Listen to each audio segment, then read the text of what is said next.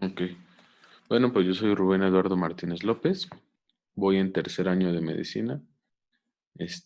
Y pues el día de hoy les voy a explicar sobre los temas de la biología, pero enfocados hacia el examen, porque la biología es muy, muy, muy amplia. Entonces, pues, solo para que repasen lo que viene en el temario, ¿no?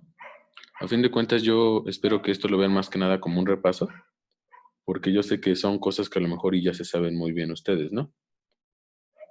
Entonces, primero, este,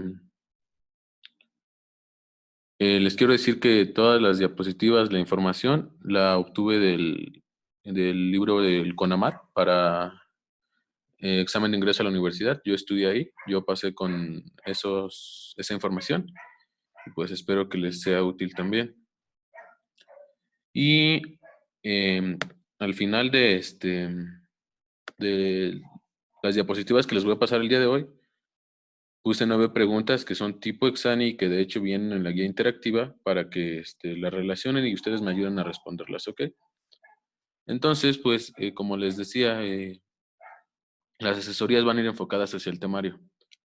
Hoy vamos a ver biología y sociedad, el carácter científico y metodológico de la biología, la relación biología, tecnología, sociedad, y bueno, todo lo relacionado a célula y todo lo relacionado a genética y a la herencia, dejando ecología y evolución que también son importantes para la próxima. O sea, vamos a hacer solo 2 sesiones de biología y otras 2 de química para quienes también la quieran ver, ¿no? ¿Y en qué más? Creo que ya. Vamos a empezar. El primer tema es biología y sociedad. Este tema más que nada está enfocado no tanto como que aprendan conceptos muy puntuales, sino más bien a que comprendan las relaciones que existen, ¿no? Entre la biología, entre la sociedad, entre la tecnología, entre todo. Primero vamos a ver que la biología va a tener un carácter científico y un carácter metodológico. ¿Por qué? Va a tener un carácter científico porque va a ser una ciencia. Y como recordarán, la ciencia, todas las ciencias se basan siempre en el método científico. Es por eso que va a ser metodológica también. Y entonces, la biología, al igual que las demás ciencias, van a tener ciertas etapas, las cuales son la observación, el planteamiento del problema y la formulación de la hipótesis, lo cual se puede considerar como un solo paso, la experimentación, la organización y análisis de resultados y las conclusiones. Pero es importante que ustedes tomen en cuenta que para poder llegar a unas conclusiones, el análisis de los resultados debe ser favorable. Es decir, se tiene que estar comprobando la hipótesis. Si no se comprueba la hipótesis, entonces de la organización y análisis de resultados se va a regresar a plantear otro problema, formular otra hipótesis, experimentar y así hasta que las conclusiones sean favorables. ¿Ok? Y bueno, esto lo pongo aquí porque, de hecho, yo cuando presenté mi examen de admisión venía una pregunta muy similar. Es un ejemplo del método científico, ¿no? Imaginen que un día llegan a su casa y al ir a encender la televisión, esta no responde. ¿Cómo aplicarían el método científico? Primero observarían, ¿no? De que, mi televisión no prende. Y el planteamiento del problema sería, ¿por qué razón creen que puede no estar prendiendo? En la hipótesis, entonces estaríamos diciendo que, no sé, por ejemplo, mi televisión no prende porque está desconectada, ¿no? Y ya en experimentación conectaríamos esa televisión y diríamos, no, ya prendió. Entonces, en la organización y el análisis de los resultados, vamos a ver que los resultados van a ser favorables y en conclusiones vamos a decir, mi televisión no prendía porque estaba desconectada. O sea, muy simple, ¿no? Y esto lo podemos aplicar en muchas otras cosas. Es un ejemplo muy básico pero por ejemplo, el método científico se tiene que seguir incluso en la biología molecular avanzada, por ejemplo, para descubrir curas de enfermedades y eso. Y bueno, vamos a decir que el objetivo del método científico va a ser comprender los fenómenos que rodean a la naturaleza y de esta manera poder predecir otros. Lo que les decía, por ejemplo, si nosotros comprendemos el por qué pasan las enfermedades, por ejemplo, una enfermedad genética que ustedes pueden ya conocer incluso aunque no estén en la carrera, que sería, por ejemplo, el síndrome de Down, la trisomía, vamos a poder predecir por qué. porque la trisomía o síndrome de Down va a estar dado por una mutación en el cromosoma 21, por ejemplo. Ahora, en cuanto a la relación biología, tecnología y sociedad, como les decía, este es un tema más que nada, yo creo, de comprensión, no tanto de memorizar algo. Permítanme, voy a aceptar a alguien más. Listo. Entonces, como les decía, este tema es más que nada como para comprender las relaciones que existen. Todo lo que se descubra en la biología con ayuda de la tecnología va a afectar a la sociedad. Como ya saben, la tecnología, solo para recordarles la definición, es la sistematización de los conocimientos y técnicas aplicables a cualquier actividad. O sea, la tecnología va a estar relacionada no solo a la biología, a la historia, a muchas otras cosas, ¿no? Si esta tecnología la aplicamos a la biología, vamos a estar hablando entonces de biotecnología. Y esta biotecnología va a ser útil en lo que corresponde a su examen de admisión, no me voy a meter muy profundo en otras cosas, a mejorar la agricultura y la ganadería.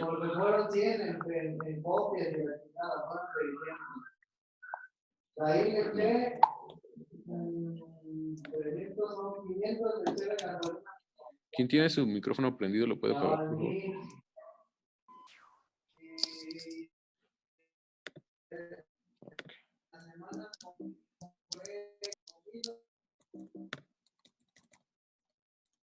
Ok, estábamos aquí.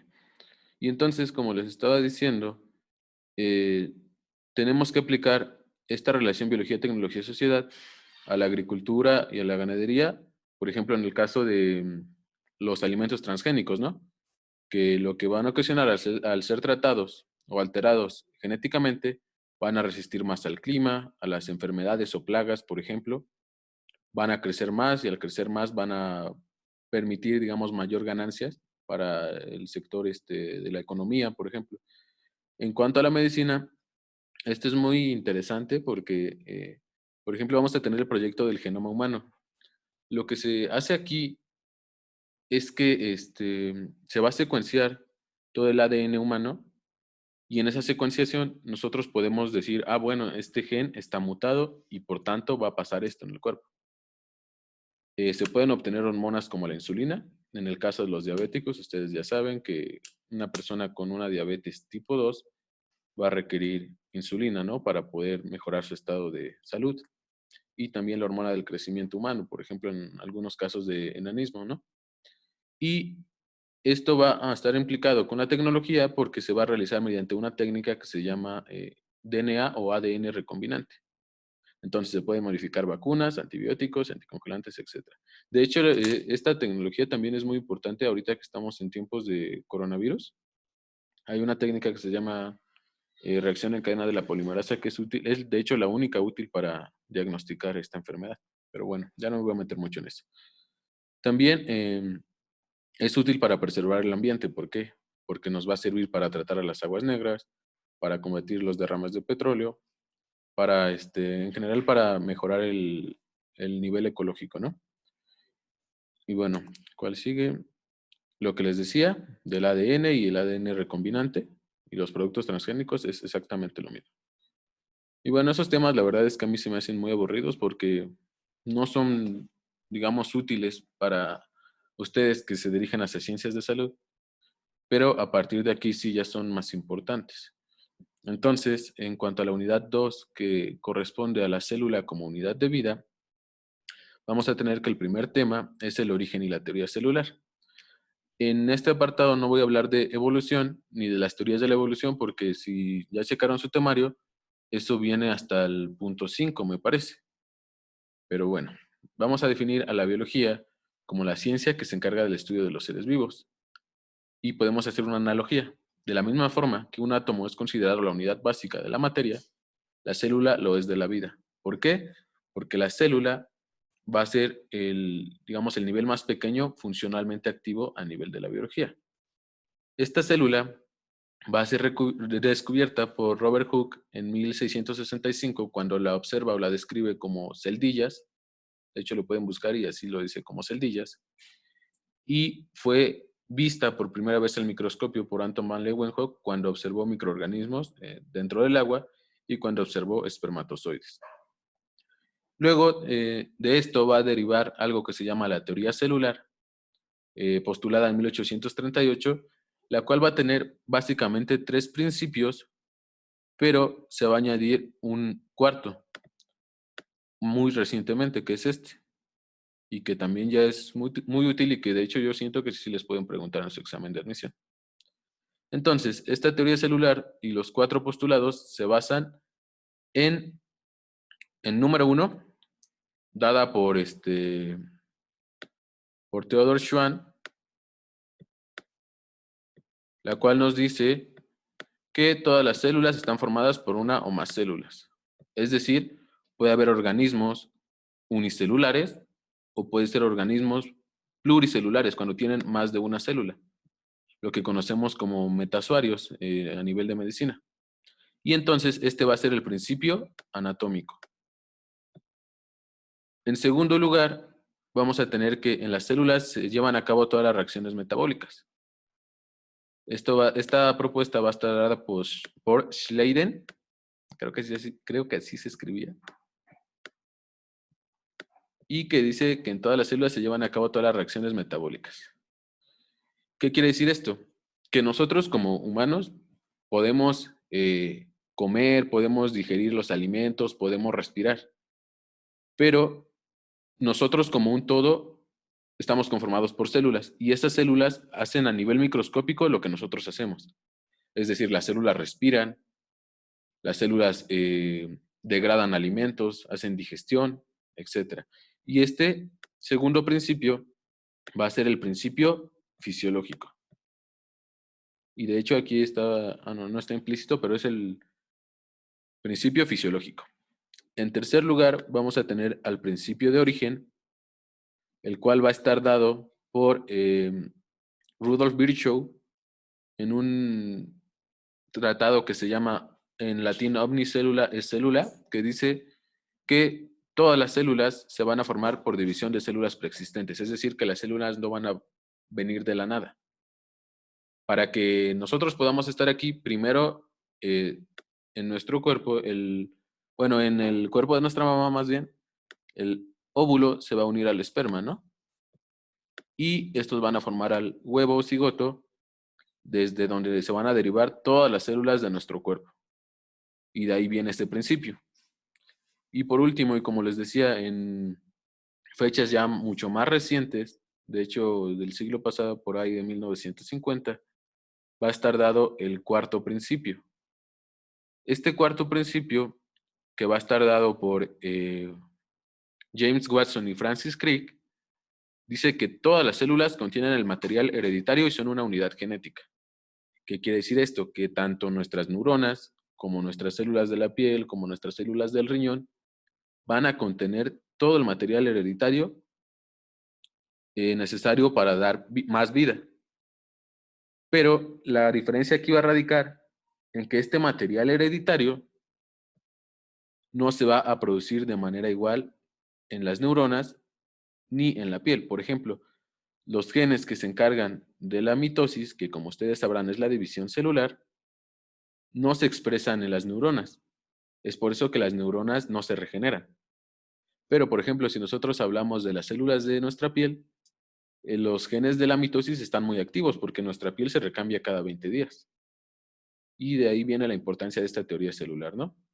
Si tienen alguna pregunta o algo, me pueden decir, ¿eh? Con confianza. Luego tenemos a los niveles de organización de los seres vivos y de las biomoléculas presentes en las células. La función de los carbohidratos, lípidos, proteínas y ácidos nucleicos. Aquí me causó cierto conflicto de que no vinieran las vitaminas, porque pues es importante y de hecho en mi examen sí venían, pero como no vienen en su temario, decidí no incluirlas. Al hablar nosotros de niveles, vamos a hablar de un nivel subatómico, un nivel atómico, un nivel molecular, un nivel celular, un nivel tisular, órgano, sistema o aparato y organismo. Ahorita les voy a explicar uno por uno. El nivel subatómico va a estar dado por los electrones, protones y neutrones que interaccionan en un medio dado. Luego, el nivel atómico va a estar dado cuando estos protones, electrones, neutrones se agrupan para formar un átomo, digamos un átomo de oxígeno. A nivel molecular, va a estar dado cuando, supongamos, este átomo de oxígeno se asocia para formar una molécula. En este caso, para poner el ejemplo más clásico, se va a unir a dos átomos de hidrógeno para formar agua, ¿no? Ese es el nivel molecular. Luego vamos a tener el nivel celular. Este nivel celular ya va a ser propiamente la célula, que como les decía es la unidad funcional porque realiza todas las funciones necesarias. Luego, una agrupación de células nos va a llevar al nivel tisular o tejido. Es decir, por ejemplo, tejido nervioso, tejido muscular, tejido adiposo, tejido esquelético, por ejemplo. Y la característica va a estar dada es que este conjunto de células va a compartir ciertas funciones para poder agruparse en un tejido. Por ejemplo, en el caso del músculo, al agruparse en este tejido va a estar dado porque eh, todas esas células comparten la propiedad de producir la contracción muscular, que es la función del músculo.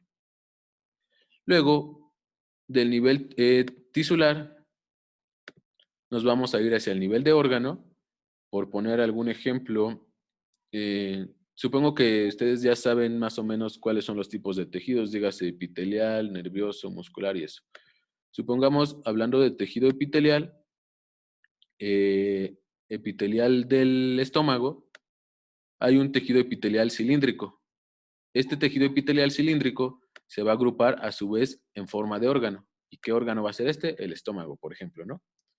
El conjunto de órganos que comparten una función similar se van a llamar sistemas o aparatos. En este caso va a ser el sistema digestivo, ¿no? Y la agrupación de los sistemas y aparatos van a formar el organismo, dígase, sistema digestivo, sistema respiratorio, sistema circulatorio, etcétera.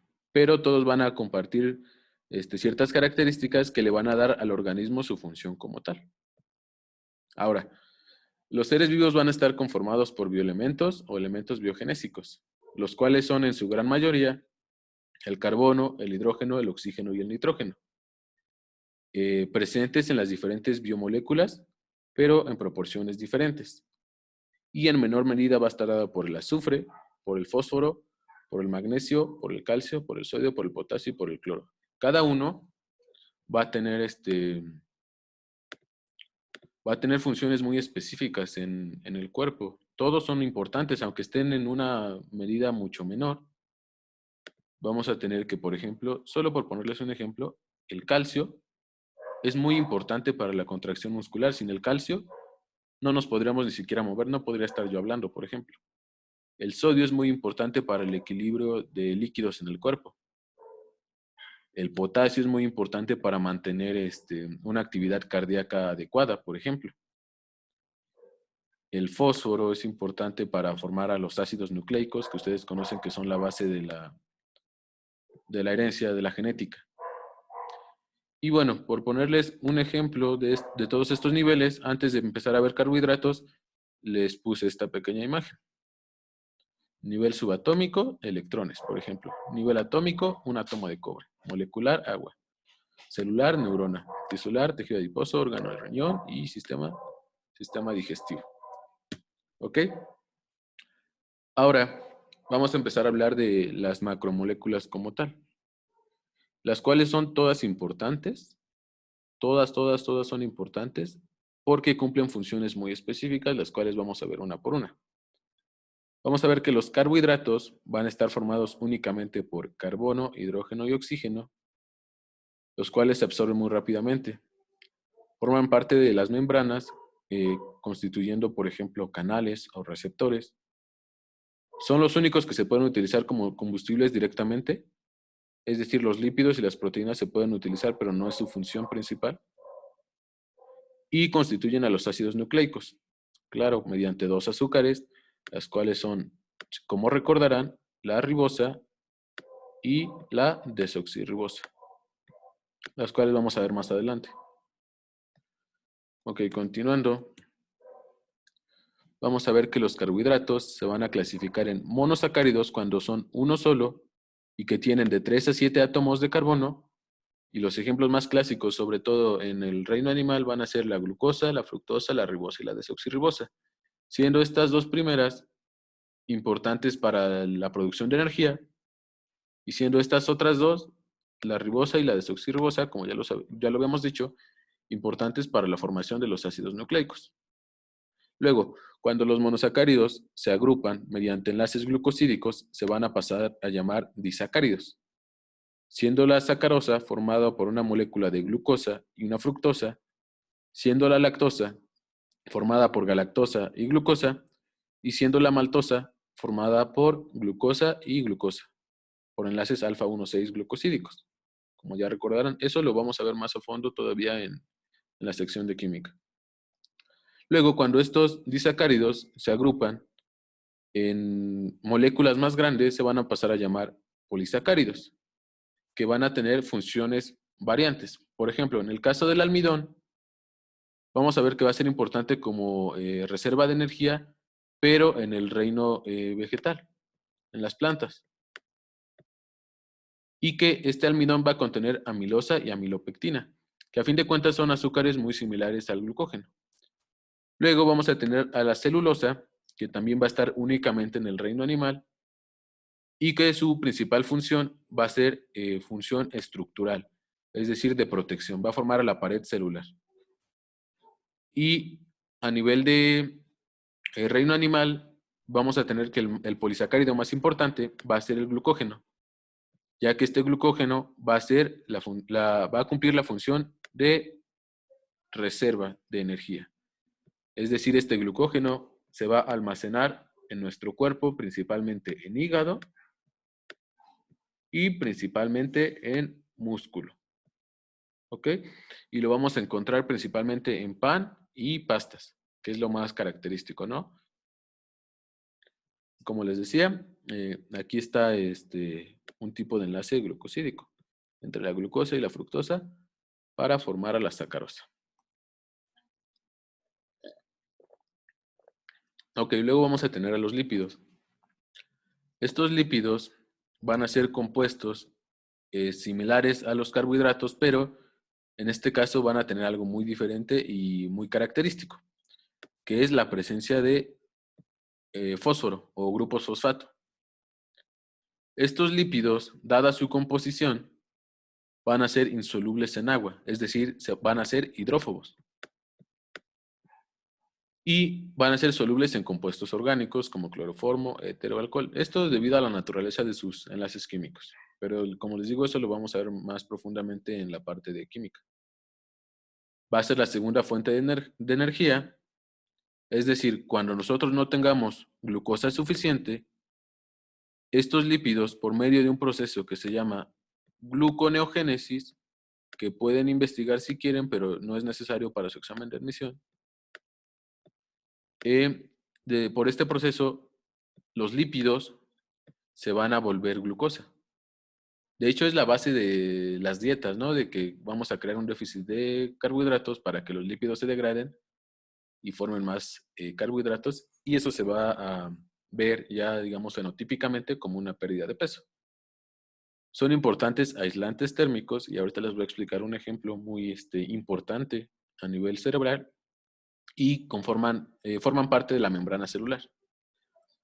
Funcionalmente se van a agrupar en 6 grupos.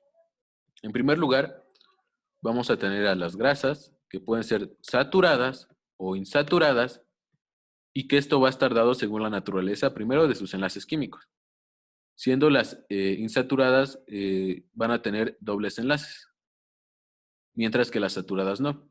Esto les va a dar unas características muy importantes y las podemos definir como sigue. Para las grasas saturadas, vamos a tener que, además de que no tienen dobles ligaduras, van a ser sólidas a temperatura ambiente, y además van a ser obtenidas por los animales. O sea, nosotros comemos carne, de ahí obtenemos grasas saturadas. Y las grasas insaturadas van a tener dobles ligaduras. Las vamos a obtener del reino vegetal, es decir, de los aceites, aceite de oliva, aceite palmítico, etcétera, y van a ser líquidas a temperatura ambiente. Sí, o sea, un ejemplo muy claro es, por ejemplo, el aceite de cocina, ¿no? Es insaturado. Y, por ejemplo, la manteca de cerdo o la mantequilla es saturado. No sé si me entendieron bien. ¿Alguien me puede confirmar para continuar? Sí, sí se entendió.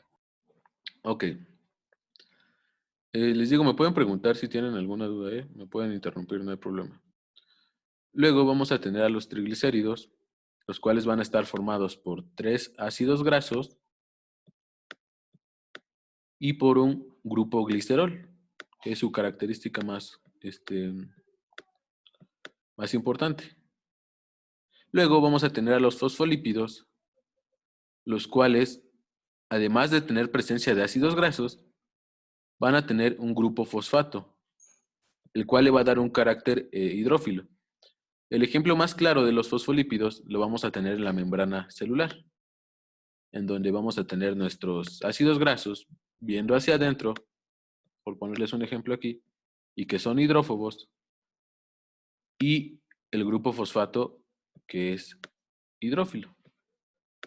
Esto va a permitir que la membrana plasmática actúe como un aislante del exterior, que sería todo esto, del interior. Luego vamos a tener a los esfingolípidos, que son un tipo de lípidos muy importantes, sobre todo a nivel cerebral, porque actúan como aislantes. Y al actuar como aislantes, van a permitir que, por ponerles un ejemplo, en el caso de las neuronas, la velocidad de conducción de nuestras ideas, de nuestros pensamientos, sea mucho más rápida. Luego vamos a tener a los esteroides, que son grasas o lípidos derivados del colesterol y que particularmente para nosotros como humanos y para los que quieren ser médicos o algún área relacionada, son muy importantes porque en este grupo de esteroides vamos a tener a la testosterona, vamos a tener a la progesterona, a los estrógenos y todas las hormonas de naturaleza lipídica.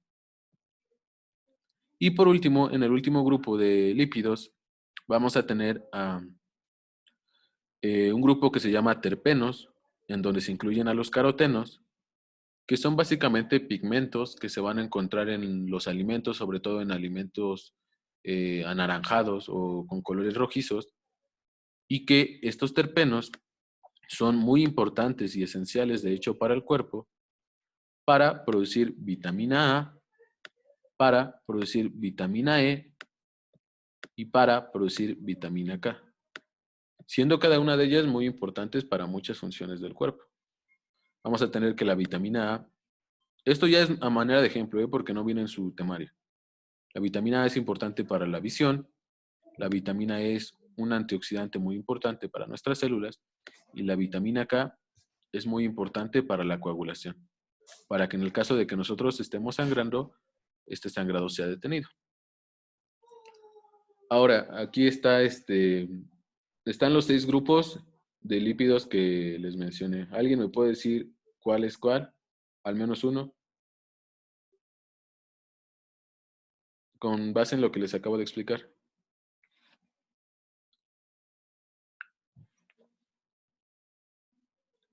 ¿No? Bueno, continúo.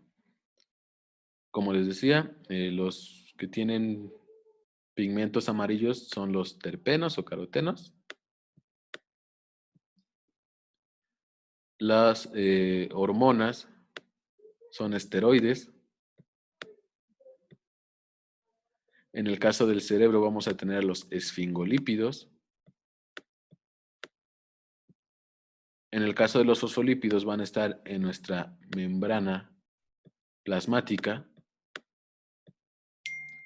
En el caso de los triglicéridos, están representados aquí.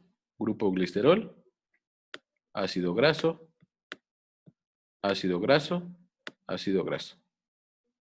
Grasas saturadas, sólidas a temperatura ambiente, peligrosas aparte, e insaturadas por su origen. ¿Ok? Aquí es más que nada un ejemplo, no es algo que se tengan que aprender, pero me gustaría mencionárselos porque esta es una función muy importante de los lípidos. Sin los lípidos, probablemente ni siquiera podríamos pensar como lo hacemos. ¿Por qué? Bueno, como ustedes ya saben, todo esto representa una neurona. No me voy a meter en sus partes porque eso todavía no les corresponde saber, pero aquí, en esto amarillo que ven, es un esfingolípido que se llama esfingomielina, el cual va a estar producido por unas células que se llaman células de Schwann. ¿Y cuál es la función de estos lípidos?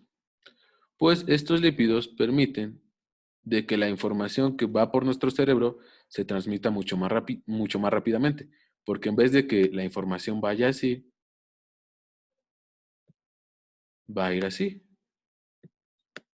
saltando entre las vainas de esfingomielina. ¿Ok? Por si gustan repasar esto un poco, es muy interesante. Pueden buscar estos pequeños espacios que no tienen esfingomielina, son nodos de Rambier, así se escribe, por si gustan checarlo también. Y que a fin de cuentas, para los que van a medicina es muy importante, porque de hecho esto es la base de una materia que se llama fisiología, que ustedes puedan comprender esto. ¿Ok? La que sigue. Luego vamos a tener los aminoácidos, que químicamente los vamos a definir como moléculas que tienen un grupo carboxilo, que está aquí, y un grupo amino, que está aquí. Esto es igual a si pusiéramos el grupo carboxilo así, para que no se confundan. Y el grupo amino es esto. ¿Ok? Se van a formar por enlaces proteicos o peptídicos, que está representado en esta figura, formando dipéptidos, tripéptidos, polipéptidos o proteínas. Obviamente un dipéptido es cuando son 2 aminoácidos, un tripéptido es cuando son 3 aminoácidos, polipéptido es cuando son más de 3 aminoácidos y menos de 100, y proteínas es cuando tienen más de 100. ¿En qué va a radicar la función de estos aminoácidos? Estos aminoácidos son muy importantes porque al formar dipéptidos o tripéptidos, ya van a tener algunos incluso una función. Por ejemplo, vamos a tener un caso de que aunque esté muy pequeño un tripéptido de una hormona en el cuerpo que se llama hormona liberadora de tirotropina o TRH, que lo pueden buscar, es un tripéptido. Esto nos habla de la importancia que tienen incluso a niveles muy pequeños. Ya a nivel de polipeptídicos vamos a tener a muchas hormonas. Polipéptidos van a ser la insulina, por ejemplo, que seguramente ya lo escucharon muchas veces. Y a nivel de proteínas ya van a ser muy importantes porque pues de proteínas están formados sus músculos. Las proteínas son a su vez enzimas. Y estas enzimas nos ayudan para las reacciones químicas del cuerpo, ¿no? Que ustedes ya lo saben. Y bueno, estas proteínas van a estar conformadas por 20 aminoácidos en el reino animal. Es decir, existen algunos diferentes en otros reinos. Los cuales van a ser y se van a clasificar, digamos, de la forma más básicamente y para mi forma de ver, la única útil para un examen de admisión, es en aminoácidos esenciales, que son hasta aquí, o sea, todos estos, y no esenciales, que son todos estos que siguen. O sea, vamos a tener que son esenciales la arginina, el triptofano, la tronina, la lisina, la valina, isoleucina, leucina, metionina, fenilalanina e histidina. Son esenciales porque el cuerpo no tiene las propiedades para poder sintetizarlos. Mientras que la cisteína, el ácido aspartico, el ácido glutámico o glutamato, la asparagina, la glutamina, la glicina, la alanina, la prolina, la serina y la tronina son aminoácidos no esenciales porque nuestro cuerpo los puede producir por sí solo. Es por eso que no se recomienda una dieta vegetariana, porque estos aminoácidos, los esenciales, no todos se pueden encontrar en vegetales. Y luego eso conlleva muchas enfermedades para las personas. Claro que también hay muchas otras características que pueden agrupar a los aminoácidos, pero creo que para función de un examen de admisión son las más importantes. ¿Ok? Seguimos. Luego, como dijimos, los aminoácidos se van a agrupar para producir proteínas, las cuales, a diferencia de los carbohidratos y a diferencia de los lípidos, van a contener además nitrógeno, que de hecho le va a dar su carácter al grupo amino.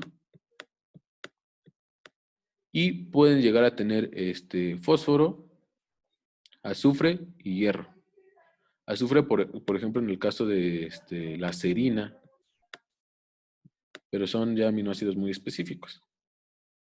Y a nivel del cuerpo, podemos definir que son las sustancias más abundantes. De hecho, se dice que el 50% del cuerpo son proteínas. Y ya lo demás va a estar dado para los ácidos nucleicos, para los carbohidratos, para los lípidos. Estas proteínas funcionalmente se van a dividir en dos, en proteínas fibrosas y en proteínas globulares. Las proteínas fibrosas son proteínas que, dada su estructura y su abundancia de estructura secundaria en lámina beta plegada, su principal función va a ser una función estructural. Es decir, van a permitir que las moléculas del cuerpo se mantengan en su lugar. Por ponerles algunos ejemplos, tendríamos, por ejemplo, a los colágenos, colágeno 2, colágeno 4 del cuerpo, que permiten que las estructuras dentro del cuerpo se mantengan en un orden. Luego vamos a tener las proteínas globulares, las cuales son proteínas que van a tener más una conformación alfa, es decir, en hélice. Y esta estructura les va a permitir cumplir con funciones muy diversas. Para fines de un examen podemos decir que abarcan a las enzimas, que como ustedes ya saben, son moléculas que catalizan o aceleran alguna reacción química. Ahora, también podemos ver que estas se pueden clasificar como simples o conjugadas. ¿Cuándo van a ser simples? Van a ser simples cuando solo tienen aminoácidos. Y van a ser conjugadas cuando se les añade algo que se llama grupo prostético o un componente que no es un aminoácido. Ok, entonces vamos a ver que estas proteínas se van a desnaturalizar cuando cambia el pH o la temperatura. ¿Por qué? Porque la alteración en sus enlaces químicos va a hacer que los puentes de hidrógeno se rompan y se desnaturalice, o lo que es igual a que pierda su estructura, ya sea terciaria o cuaternaria, y se vuelva a una estructura primaria. Obviamente perdiendo toda la función. O sea, si una proteína globular se desnaturaliza, no va a tener ninguna función. En cuanto a las funciones de las proteínas, vamos a tener que van a ser esenciales para la vida. Y bueno, al igual que las demás macromoléculas, ¿eh? Pero bueno, van a cumplir con diferentes funciones. Estructuralmente, como les decía, de las proteínas fibrosas, vamos a tener al colágeno, elastina, a la queratina y a las histonas. Muy seguramente ustedes ya habrán escuchado estas tres, probablemente esta no. Pero bueno, la función de las histonas es también estructural porque van a mantener al ADN en su lugar para que pueda expresarse a nivel genético lo que se tenga que expresar, aunque eso ahorita lo vamos a ver más adelante, pero es importante que lo sepan. Van a tener una función de catálisis o aceleración de reacciones químicas por medio de enzimas, por poner un ejemplo muy clásico y que ustedes ya deben de estar familiarizados. por la vía de la glucólisis con la piruvato deshidrogenasa, por ejemplo. Van a tener funciones hormonales como la insulina, que es necesaria para metabolizar los carbohidratos en el cuerpo, y la oxitocina, que es también necesaria, por ejemplo, para que una mujer pueda tener un parto. Las contracciones del útero las inicia la oxitocina. Vamos a tener proteínas de defensa, como las inmunoglobulinas, o también las conocerán como anticuerpos, que se unen a los bichitos y los paralizan para que puedan ser digeridos por otro tipo de células. Vamos a tener a estas dos, trombina y fibrinógeno, las cuales son muy importantes hablando de defensa porque en el caso de un sangrado, estas dos proteínas, también se conocen como factores de coagulación, van a ser las que van a parar el sangrado, es decir, las que van a coagular. Las mucinas, que son proteínas de defensa igual contra bichos a nivel de las mucosas, de ahí su nombre de mucinas. Las proteínas contráctiles, que son la miosina, lactina y la dineína, básicamente para que nosotros podamos mover nuestro brazo, en nuestro cuerpo van a estar interaccionando siempre estas dos. Aunque esta también es importante, pero está descrita en menor medida. Siempre estas dos van a estar interaccionando. Vamos a tener proteínas de transporte, como la hemoglobina, que como saben su función va a ser el transporte de oxígeno en sangre. La mioglobina, cuya función va a ser el transporte de oxígeno en músculo.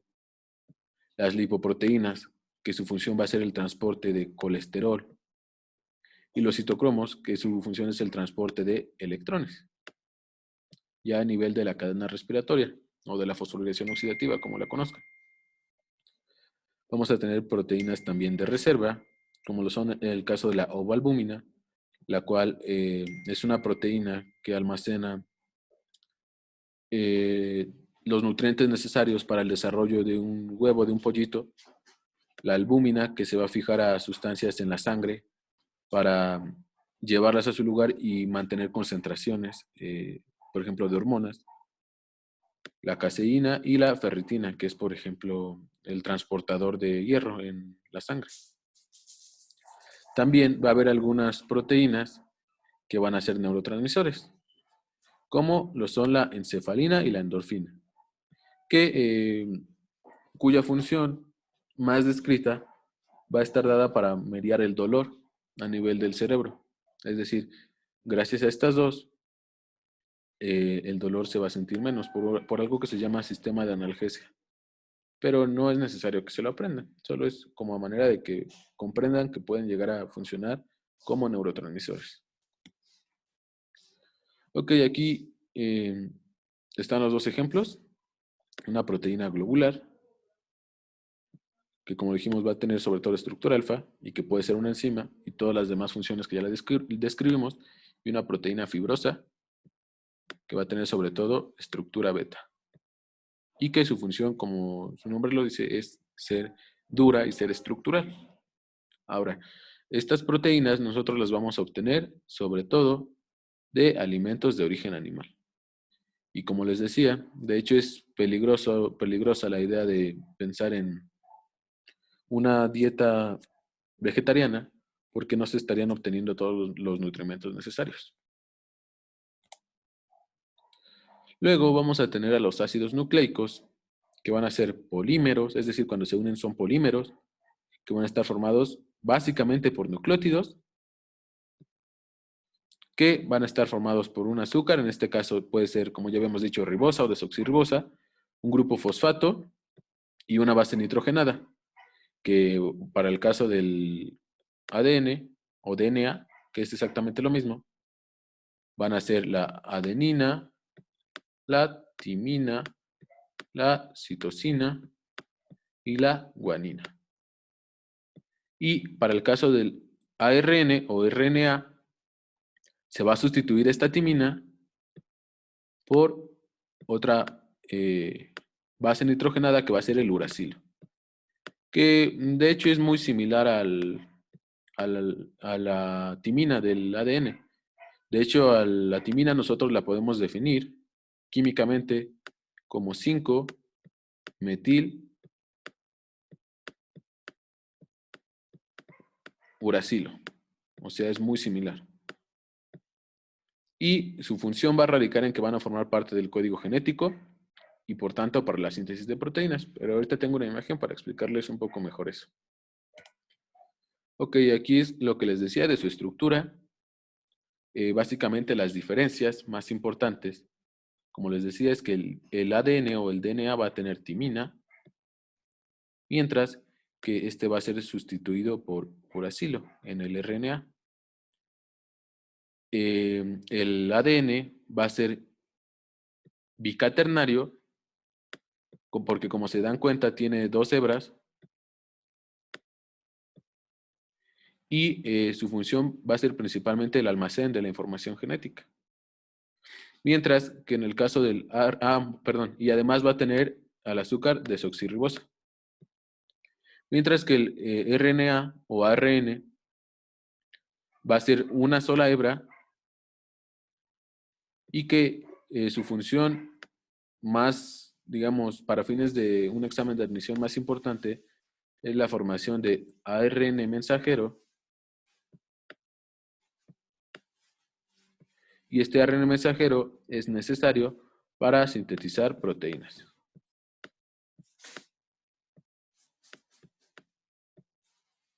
¿Ok? Y bueno, además de que va a ser de una sola hebra o unicaternario, va a contener al azúcar ribosa, que químicamente va a diferir de la desoxirribosa porque va a tener un grupo hidroxilo en la posición 2.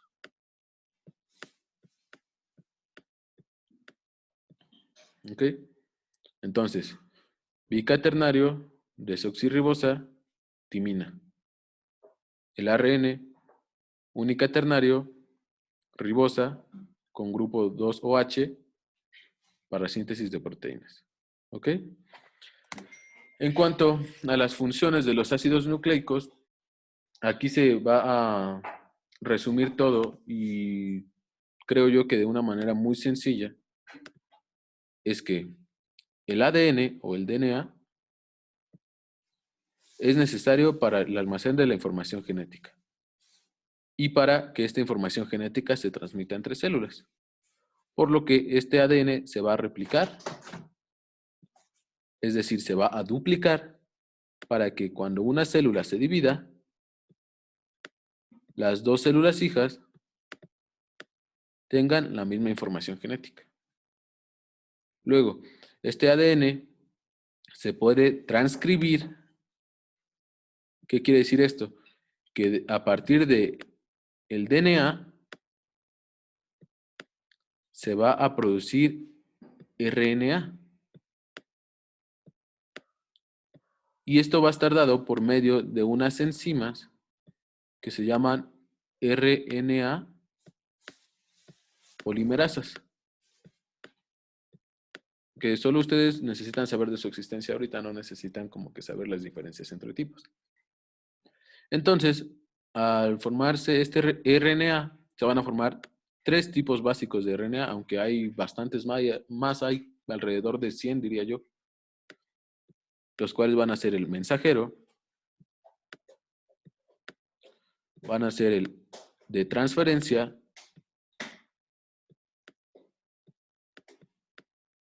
y van a ser el de el ribosomal, cuyas funciones, así a grandes rasgos, y que sí les pueden preguntar, sencillamente, no algo complicado, es que el RNA mensajero se vuelve proteínas, el de transferencia es necesario para que este RNA mensajero se vuelva proteínas por medio de una región de este RNA de transferencia que se llama anticodón, y el RNA ribosomal, como su nombre lo dice, va a formar a los ribosomas, en donde se van a sintetizar las proteínas. ¿Ok?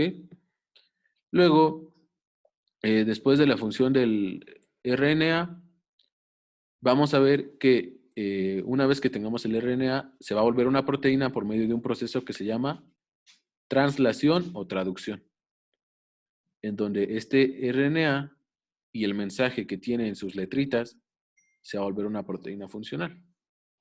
Por último, y esto solo a manera de ejemplo, no es necesario que lo aprendan, es de que existe una transcripción inversa, que está representada aquí, que es cuando se pasa de un RNA a un DNA. Esto no pasa en humanos, de hecho solo pasa en algunos tipos de virus, como por ejemplo el virus del SIDA, pero es solo a manera de ejemplo. Ok, continúo. El tema que sigue es células procariotas y eucariotas, su estructura y su función. Etimológicamente, no sé si habrán llevado etimologías, pero fue una buena idea para mí, creo.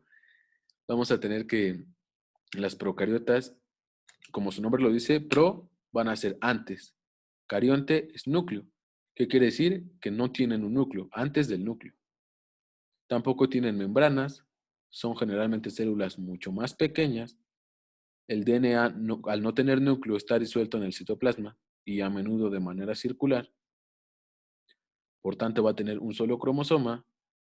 Puede tener plásmidos. Los plásmidos son pequeños fragmentos de ADN separados del cromosoma que también se pueden replicar.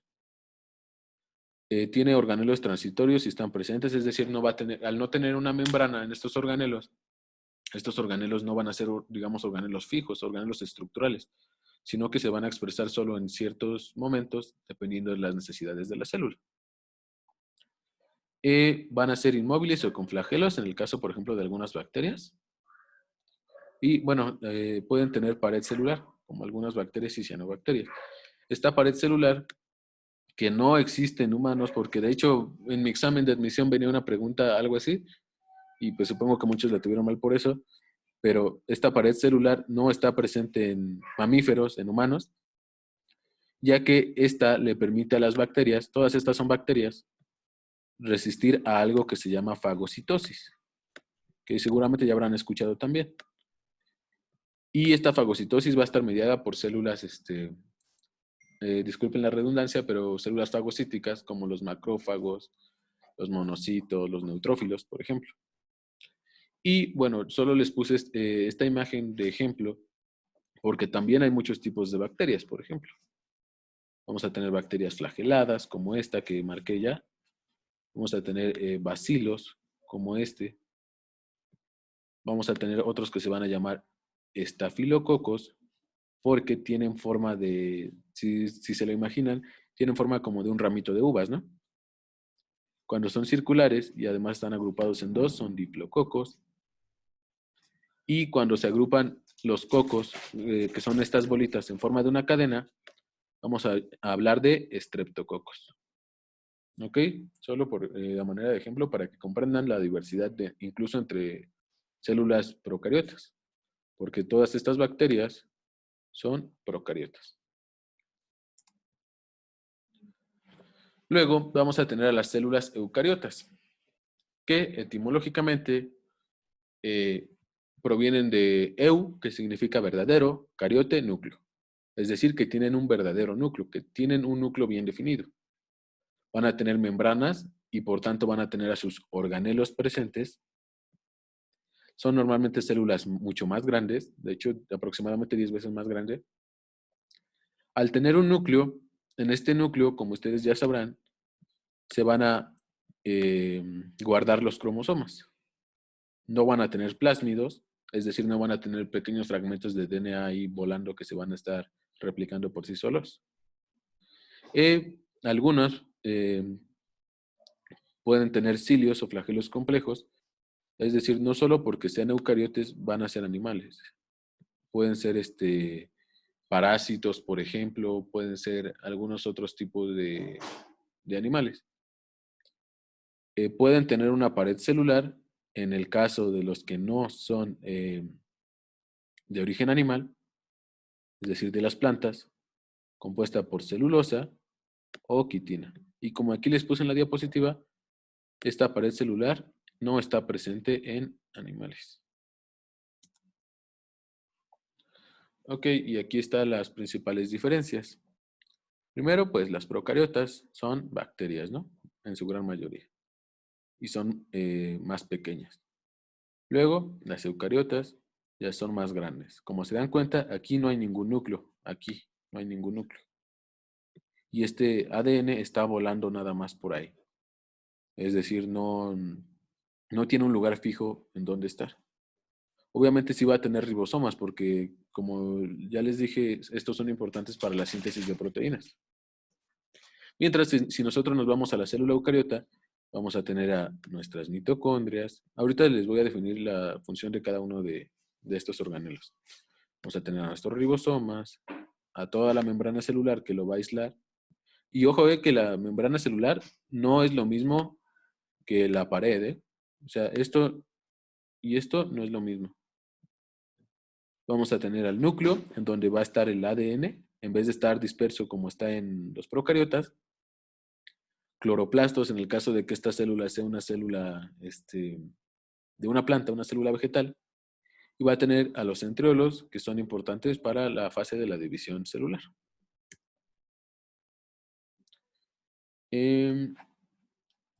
Ok, en cuanto a la estructura y la función de los organelos, vamos a tener a la más básica, que va a ser el citoplasma, el cual va a ser todo este espacio que va a estar delimitado por la membrana celular y que va a contener a todos los organelos.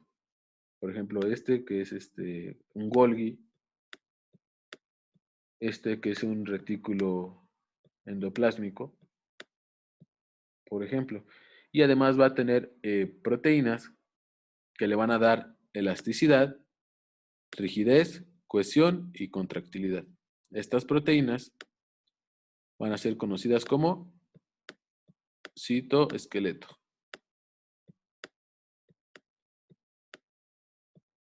Y que va a tener tres tipos de proteínas principales, las cuales van a ser microtúbulos, microfilamentos y filamentos intermedios. Y estos son los que le van a dar, como dice la diapositiva, la elasticidad, la rigidez, la cohesión y la contractilidad. Y su respuesta hacia el medio, porque recuerden que las células no las vamos a encontrar así, o sea, todo alrededor va a estar cubierto de agua siempre. Entonces, estas proteínas le van a permitir dar una respuesta a estas concentraciones de agua. Bueno, lo que les decía del citoesqueleto, se los definí ya antes, es el armazón proteico que da forma y sostén a la célula. Aquí está el microtúbulo, aunque no veo por ahí las demás estructuras, pero bueno. Luego vamos a tener a la membrana celular, la cual, como ya se los había dicho con los fosfolípidos, de nuevo el mismo ejemplo, va a delimitar a la célula.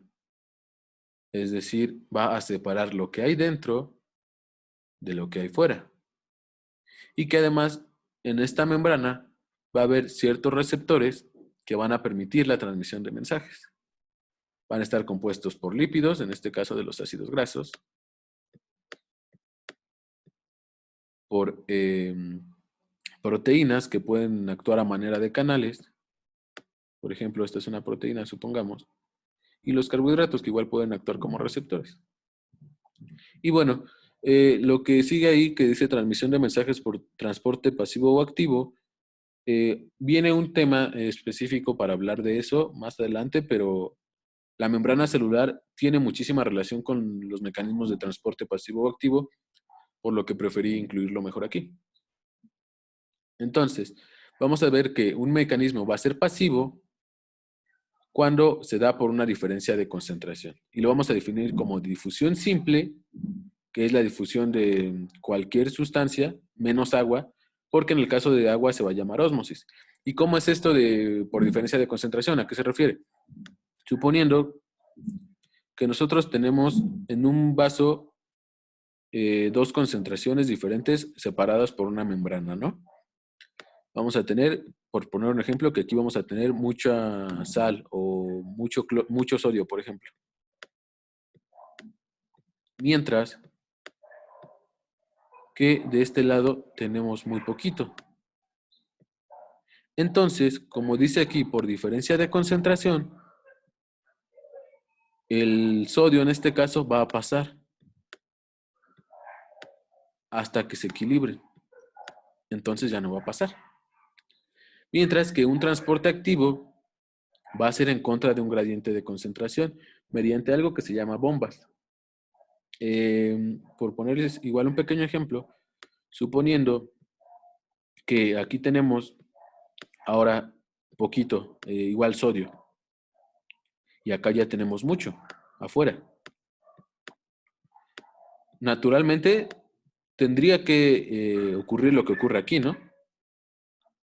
Pero como estamos en presencia de algo que se llama bomba, se va a mover el sodio en contra de su gradiente. ¿Qué quiere decir? Que se va a mover, aunque aquí haya muy poquito, se va a mover hacia afuera. Y esto obviamente va a llevar a un gasto energético. Fíjense que esto a lo mejor les causa cierta confusión, pero igual esto de los mecanismos de transporte pasivo o activo es muy importante para poder comprender la medicina. Porque, por ejemplo, esto de esta bomba ocurre millones de veces, diría yo, por segundo en nuestro cuerpo por algo que se llama ATPasa, que es una enzima a fin de cuentas, que desciende ATP, sodio, potasio, la cual va a permitir que al ser muy diferentes estas concentraciones se puedan producir los movimientos, por ejemplo, que podamos agarrar un vaso, cosas así. Esto es muy, muy, muy básico. Y aquí puse un ejemplo ya con un esquemita, en donde, como les decía, nada más para reafirmar, el transporte pasivo en general va a ser de donde hay más a donde hay menos. Y el transporte activo de donde hay menos a donde hay más, es decir, en contra del gradiente, pero esto va a implicar un gasto energético de ATP. Claro que también tenemos varios tipos de transporte pasivo y de transporte activo, pero eso no es importante para un examen de admisión. Igual, este es el ejemplo de la bomba sodio-potasio que les ponía. ¿Ok? Se mete, es una proteína, un canal, se mete sodio aquí, que está adentro, sale, se mete, se acomoda potasio para entrar y entra. Pero, como les dije, se usa ATP, produciendo ADP y fosfato inorgánico. Luego vamos a tener a la pared celular, la cual es la capa externa y rígida de algunos organismos no animales, la cual va a estar formada por celulosa, en el caso de las plantas, o por quitina, plantas, o por quitina, en el caso de hongos, del reino fungi. Y esto la función de esto va a ser darle un soporte y protección. Como pueden ver en la imagen, esta pared celular está incluso por afuera de la membrana, lo cual lo va a proteger de que, por ejemplo, por aquí venga una célula que se lo quiera comer y no se lo coma tan fácil, por ejemplo.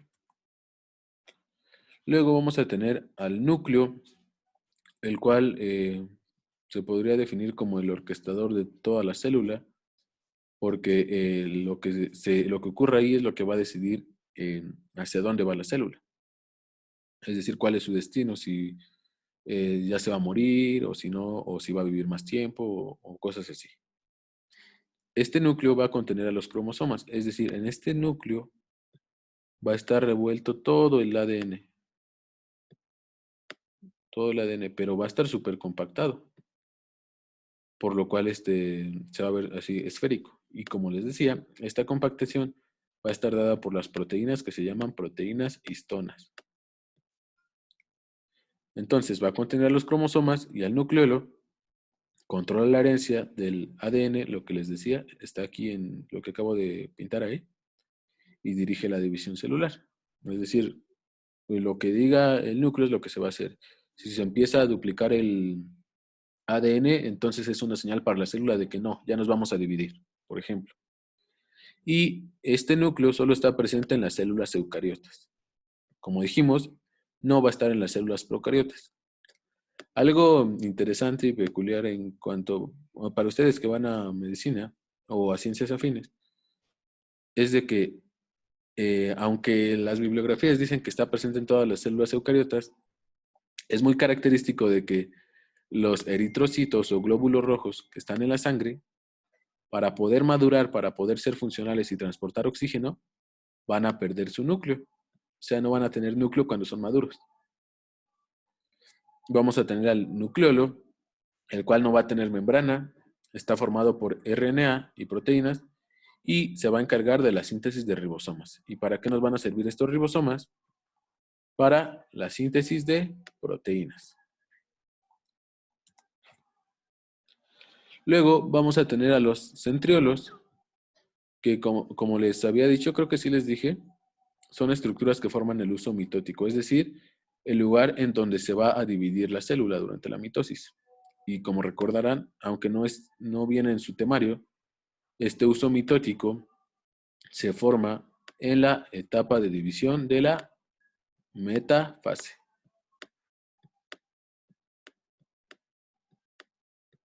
Además, desde aquí se pueden formar los cilios o los flagelos, que por ejemplo, suponiendo que tenemos una bacteria, desde su centriolo, que esté por aquí, va a salir su flagelito para que se pueda mover. O bien van a salir sus cilios, que van a estar a los lados y van a ser más pequeñitos, los cuales le van a permitir que se unan por ejemplo, a la superficie de una mesa y que puedan ser infectantes por más tiempo. Luego vamos a tener al retículo endoplásmico, el cual va a estar en estrecha relación al núcleo y que puede ser de tipo liso o de tipo rugoso. El tipo rugoso se va a encargar de la síntesis de proteínas, obviamente por medio de los ribosomas que van a estar en ese retículo, o vamos a tener de tipo liso, los cuales se van a encargar de la síntesis de lípidos. Entonces, vamos a definir a los ribosomas como gránulos densos formados por RNA que sintetizan proteínas. Ok, no hay mayor problema con eso. Los ribosomas son todas estas pequeñas bolitas de por aquí. A ver, seguimos. Luego, vamos a tener al aparato de Golgi, el cual va a estar continuado, o más bien va a ser la continuación del retículo endoplásmico, es decir, lo que se sintetice en el retículo endoplásmico, es decir, por poner el ejemplo más clásico, las proteínas, va a ser modificado en el aparato de Golgi para ser funcional. Por poner algún ejemplo, vamos a tener que para empezar funcionalmente, el aparato de Golgi va a tener dos secciones. Una porción cis y una porción trans. En la cis va a entrar lo que viene del retículo endoplásmico, suponiendo que estas son proteínas, van a entrar, se van a modificar y al final van a salir. Esas modificaciones pueden ser corte de las proteínas, que se almacenen en vesículas para poderse secretar, etc. Por ponerles un ejemplo, suponiendo que el retículo endoplásmico, como les decía, sintetiza proteínas. Tenemos que la insulina es un polipéptido, a fin de cuentas está formado por aminoácidos. Entonces va a pasar por aquí, por toda la cisterna cis, va a llegar la trans, se va a almacenar en vesículas. Estas vesículas, a final de cuentas, van a salir a través de la membrana por medio de un proceso que se llama exocitosis, que es la salida, en este caso de vesículas, a través de la membrana. Luego vamos a tener a los lisosomas y peroxisomas que son vistos en un conjunto porque los dos son importantes para la digestión. Puede ser de nutrientes o puede ser de agentes externos, como por ejemplo bacterias, pero también pueden ser virus, pueden ser parásitos, etc. La diferencia entre los lisosomas y los peroxisomas es de que, aunque ambas contienen enzimas digestivas, los peroxisomas contienen catalasas. ¿Qué van a hacer estas catalasas? Van a degradar al peróxido de hidrógeno o agua oxigenada. por lo cual son útiles para procesos oxidativos. Es decir, por ejemplo, llega una bacteria aquí y tenemos un macrófago, por ejemplo, se le va a pegar, la va a ingerir por algo que se llama fagocitosis y por medio de los lisosomas y peroxisomas la va a degradar. ¿Ok? Luego vamos a tener a las vacuolas, las cuales son huecos en el citoplasma, más que huecos son, digamos, pequeñas acumulaciones de sustancias que pueden funcionar como almacén de sustancias en plantas y liberar el exceso de agua en protistas. Aunque, por ejemplo, igual en bacterias, estas vacuolas van a contener, por ejemplo, gases como oxígeno o dióxido de carbono, los cuales son necesarios para que estas bacterias puedan cumplir con su ciclo celular, por ejemplo. Luego, el organelo, digamos, más clásico, que son las mitocondrias, las cuales van a tener una membrana interna y una membrana externa. La membrana interna se va a plegar formando las crestas, va a tener también DNA, esto es muy importante, aunque el DNA mitocondrial es muy diferente al DNA del núcleo. Eso se los voy a explicar más en la parte de evolución, en la próxima clase. Puede contener ribosomas porque va a sintetizar sus propias proteínas y las sustancias que requiere para la cadena respiratoria, es decir, para la producción final de energía, los cuales son los complejos, para los complejos del transporte de electrones.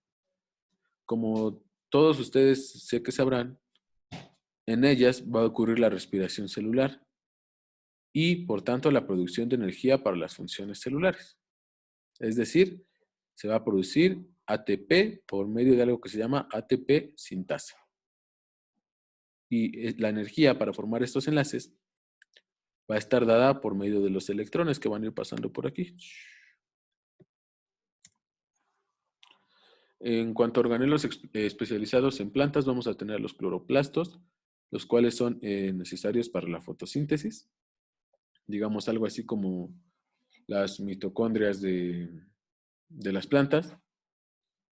Pueden tener plástidos que contienen pigmentos que le dan color a la planta, que pueden almacenar almidón en el caso de almacén energético, o lípidos y proteínas con las funciones que ya describimos.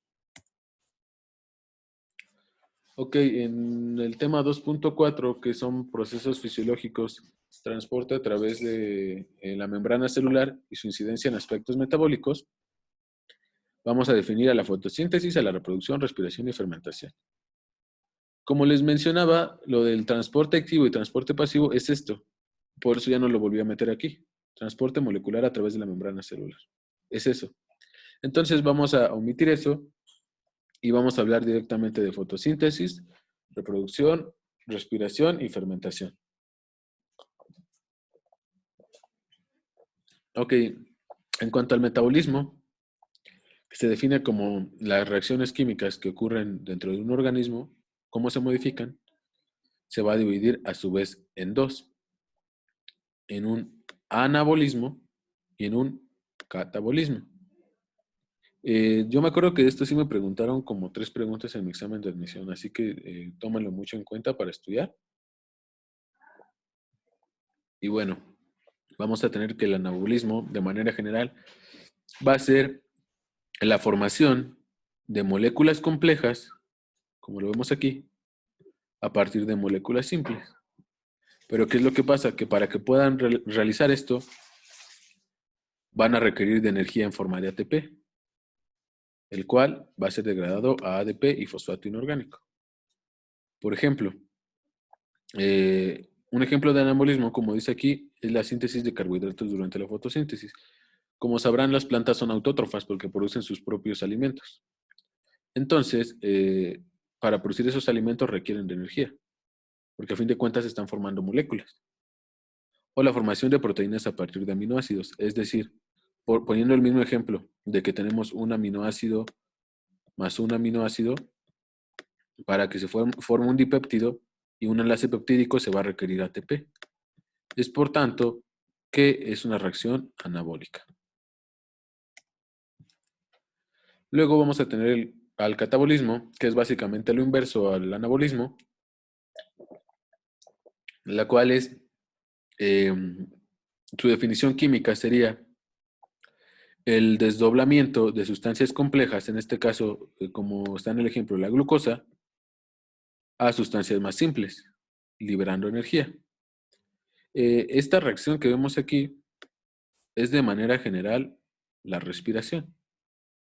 Es decir, la glucosa que nosotros tenemos en nuestro cuerpo se va a combinar con el oxígeno que estamos respirando, va a producir energía, es decir, se va a liberar energía. Y en este catabolismo de nuestra glucosa y nuestro oxígeno vamos a tener agua y vamos a obtener dióxido de carbono. A fin de cuentas, son desechos que después van a ocupar las plantas para realizar su fotosíntesis, que ahorita vamos a ver.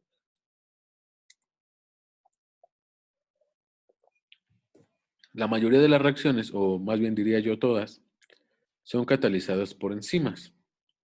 Y como ya lo mencionamos varias veces, estas enzimas van a ser en su gran mayoría proteínas, como aquí lo dice, en su gran mayoría proteínas, que van a aumentar la velocidad a la cual ocurre una reacción química.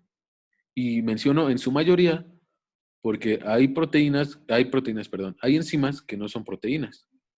Tal es el caso, por ejemplo, de las ribosimas a nivel del núcleo, que igual pueden investigar un poco más si quieren de eso. Y van a ver 6 grupos principales de enzima, las cuales son las oxidorreductasas, las cuales estimulan reacciones de oxidorreducción, como la respiración. Las transferasas, cuya función va a ser transmitir, digamos, un grupo de una molécula a otra. Las hidrolasas. Estas 3 son las más importantes a nivel del cuerpo. Las hidrolasas, que son para romper, por ejemplo, moléculas de agua. Las liasas, las isomerasas, que son útiles para cambiar de lugar ciertos grupos químicos. Y las ligasas, que a fin de cuentas van a unir moléculas. La función va a estar dada en un sitio activo, es decir, no va a ocurrir en cualquier lugar de la enzima. A este sitio activo se le van a unir las moléculas que se van a catalizar o sustratos y pueden requerir de coenzimas. Y aquí tenemos un ejemplo. En este caso es un poco más de bioquímica, pero esta enzima se llama acetilcoenzima A carboxilasa, la cual va a transformar a la acetilcoenzima A en malonilcoenzima A. Esto nos va a orientar hacia la síntesis de ácidos grasos. Es solo un ejemplo, no se lo tienen que aprender como tal. Y menciono que pueden requerir coenzimas, tal es el caso de la biotina, que está aquí, la cual es la vitamina B7. Y esta biotina va a ser necesaria porque va a actuar como aceptor de algunas sustancias para la transformación hacia malonilcoenzima A. Ok, luego vamos a tener a la fotosíntesis, que como les decía, son reacciones de producción, son reacciones anabólicas. Es decir, se van a fabricar moléculas utilizando al agua y obviamente degradando al dióxido de carbono, formando oxígeno nuevamente. Se transforma la energía que llega directamente del sol en energía química y es la principal fuente de materia orgánica. Como les decía hace rato, los organismos que pueden realizar esto, la síntesis de sus propios alimentos, van a ser autótrofos, mientras que los que la tienen que consumir necesariamente van a ser los heterótrofos. Esta fotosíntesis se va a dividir en 2 fases.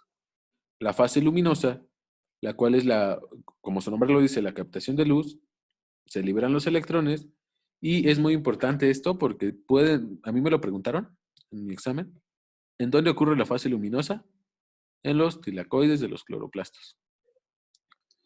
Entonces, en estas reacciones luminosas, el agua se va a descomponer en hidrógeno y en oxígeno, el cual va a ser llevado nuevamente hacia nosotros para la respiración. Y la energía lumínica se convierte en ATP y NADPH. Siendo los dos muy importantes, pero el NADPH es muy importante para el ciclo de Calvin, que es la fase oscura, que voy a explicar a continuación. Entonces, la fase oscura o el ciclo de Calvin o de fijación de carbono va a ocurrir en el estroma de los cloroplastos. Igual, puede ser pregunta de examen. Se va a utilizar ATP y el NADPH para convertir el dióxido de carbono y agua en glucosa. Entonces, la glucosa se va a formar cuando el dióxido de carbono sea un compuesto de 5 carbonos, recordando que la glucosa es una hexosa, es decir, tiene 6 carbonos. Con este otro que está aquí, se va a formar. Esta glucosa se utiliza para la nutrición de plantas y seres vivos que se alimentan de ellas, y el ADP que se vuelve a formar se va a utilizar nuevamente en la fase luminosa para generar ATP y el NADP para formar NADPH. Ahora sí, la función de estos.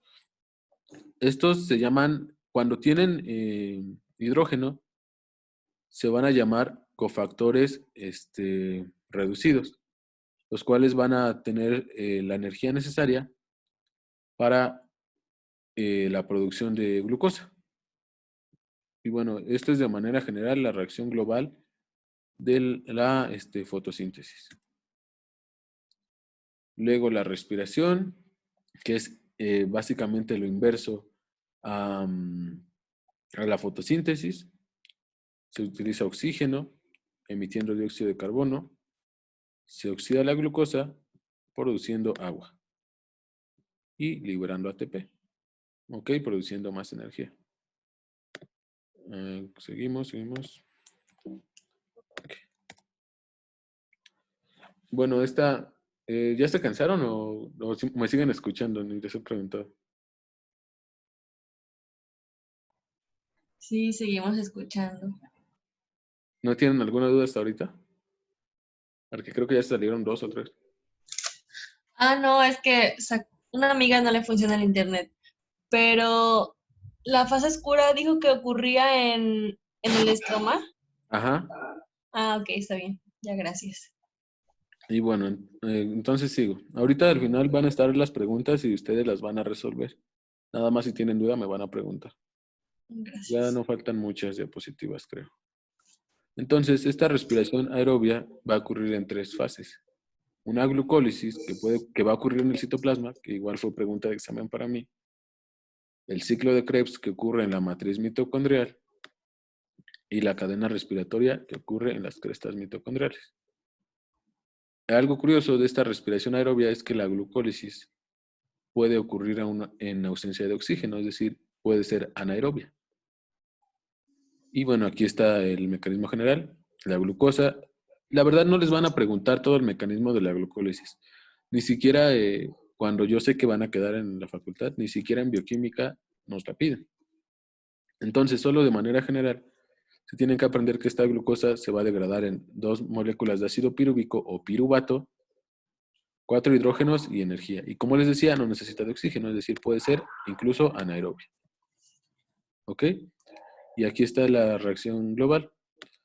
Entra ADP, se forma ATP, entran cofactores oxidados, es decir, sin hidrógenos, y salen cofactores reducidos o con hidrógenos, los cuales van a ser ocupados para la síntesis de más ATP en la cadena respiratoria. Luego vamos a tener el ciclo de Krebs, que también se le puede llamar el ciclo del ácido cítrico, en donde el piruvato o ácido pirúvico se transforma en acetilcoenzima A y después se transforma en ácido cítrico. Y bueno, todas las reacciones que vienen después, formando hidrógeno, dióxido de carbono, agua y energía. Pero siendo lo más importante esto, la formación de cofactores reducidos. ¿Ok? Y bueno, aquí está un ejemplo, digamos, de los más pequeños que encontré del ciclo de Krebs, que como les digo, no se lo tienen que aprender todo, pero sí es importante que comprendan que este ciclo de Krebs, que se va a formar desde el piruvato, sintetizándose acetilcoenzima A, va a ser necesario, en primer lugar, para la producción de algunos grupos fosfatos, ¿no? Pero para la producción de esto, de los cofactores. Otra cosa importante del ciclo de Krebs sería de que aquí a nivel de succinilcoenzima A ocurre algo que se llama fosforilación a nivel de sustrato. ¿Qué quiere decir esto? Que desde GDP y fosfato inorgánico se va a formar GTP, que igual es otra forma de energía.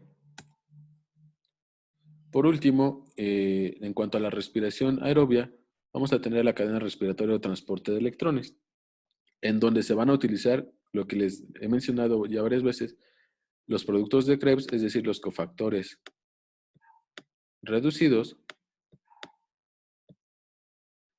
para la producción de energía.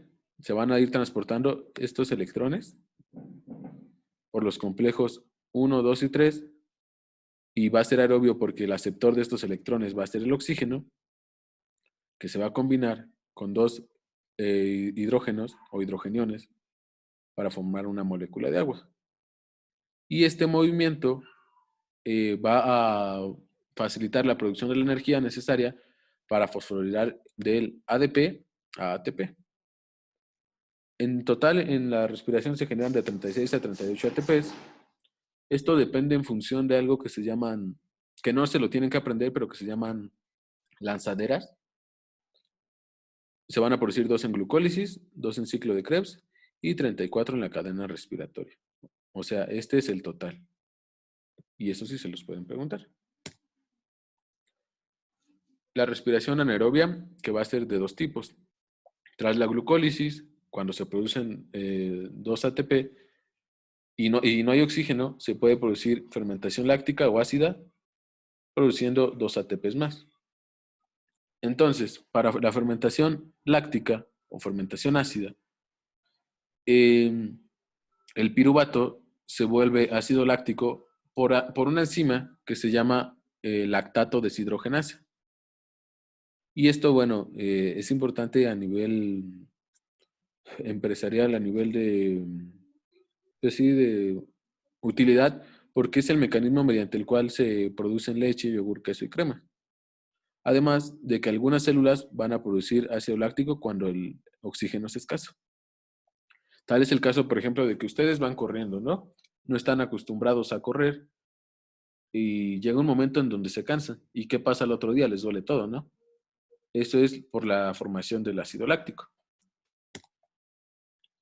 Luego vamos a tener a la fermentación alcohólica, en donde el piruvato es transformado por el cofactor reducido a cualquier alcohol y dióxido de carbono. Este piruvato, en vez de meterse al ciclo de Krebs o dirigirse hacia la fermentación láctica, por medio de una enzima que se llama piruvato descarboxilasa, se va a formar acetaldehído. Y de este acetaldehído se va a volver etanol por medio de otra enzima que se llama alcohol deshidrogenasa. Luego ya llegamos a la parte de la reproducción. Esta es necesaria para originar nuevos organismos y de esta manera mantener la especie. Existen dos tipos principales, las cuales son la sexual y la asexual, la cual a su vez se divide en varios tipos más que ahorita vamos a ver. De manera general, la reproducción sexual es la fusión de los gametos haploides, es decir, que van a tener solo 23 cromosomas por fecundación. Al fusionarse estos gametos haploides, es decir, con 23 cromosomas, se va a formar una célula diploide o de 46 cromosomas. Estos gametos se van a producir en las gónadas, es decir, en los ovarios y en los testículos. Y al participar dos gametos de personas diferentes, va a ocurrir un intercambio genético, lo cual va a permitir la variabilidad y la adaptación. Y bueno, como les decía, en el libro del CONAMAT viene esta parte del ciclo menstrual que yo sí creo que sea importante mínimo repasarlo para que lo vean, ¿no? Va a existir una fase folicular, una ovulación, una fase luteínica y una menstruación. ¿Qué les voy a explicar a continuación? Este esquema se ve muy laborioso, ¿no? Pero a fin de cuentas es muy sencillo a la vez. Y bueno, se los voy a tratar de explicar lo más sencillo posible. El ciclo menstrual proliferativo va a estar dado por medio de una hormona que se llama FSH, o hormona folículo estimulante, la cual va a estimular que crezcan los folículos ováricos y que maduren. Luego, exactamente al día 14 en las mujeres regulares, vamos a ver que la ovulación va a ser producida por algo que se llama, o una hormona que se llama LH, hormona luteinizante. Esta hormona se va a aumentar muchísimo, ocasionando la ovulación. Luego vamos a tener la fase secretora, que también se puede definir como fase secretora del endometrio, la cual va a estar dada por una hormona que se llama progesterona. Y bueno, la caída de esta progesterona cuando desciende es la que va a ocasionar la menstruación. ¿Ok? Y bueno, de manera muy rápida lo del desarrollo embrionario, tras la fecundación y que se forma el huevo cigoto, se implanta, desarrollándose embrionariamente hasta la semana 8, es decir, hasta la semana 8 vamos a considerar nosotros que es un embrión y a partir de ahí va a ser un feto. Esto es muy interesante y espero en verdad que queden para que lo vean más a fondo. Esto es muy importante en una materia que se llama embriología.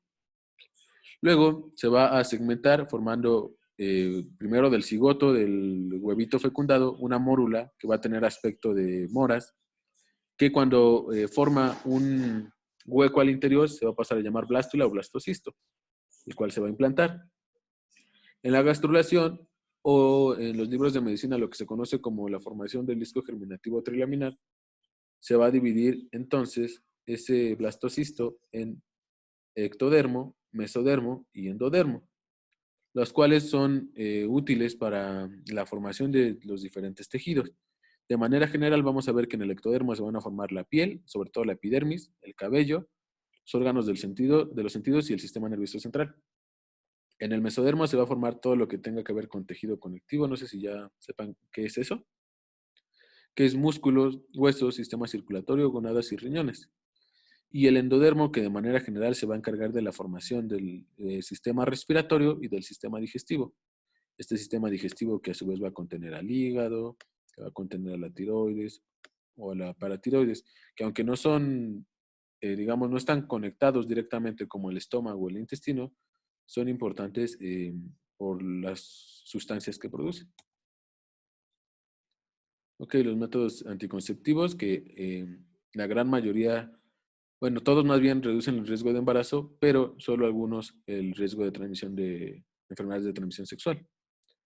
Siendo los útiles para las enfermedades de transmisión sexual, sobre todo los preservativos, y siendo los otros únicamente útiles para reducir el riesgo de embarazo, los cuales van a ser métodos naturales, el ritmo, la temperatura basal, el método de Billings que se relaciona al moco cervical, coito interrumpido, ducha vaginal, lactancia. Los mecánicos como el preservativo, el diafragma y el dispositivo intrauterino. Los químicos que van a tener que ver más que nada con hormonas, las cuales van a reducir el riesgo de que se fecunde el óvulo.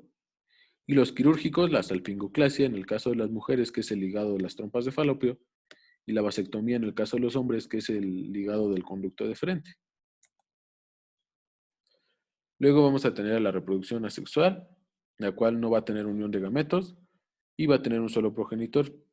Y la ventaja de esto va a ser que se va a propagar rápidamente, pero no va a ocurrir un intercambio genético. Y al no ocurrir un intercambio genético, se van a reducir las probabilidades de supervivencia. Por ejemplo, suponiendo nosotros tenemos una bacteria que no se reproduce sexualmente, y si nosotros le ponemos un antibiótico, algo que la mate, no va a sobrevivir porque no permite que exista este intercambio genético.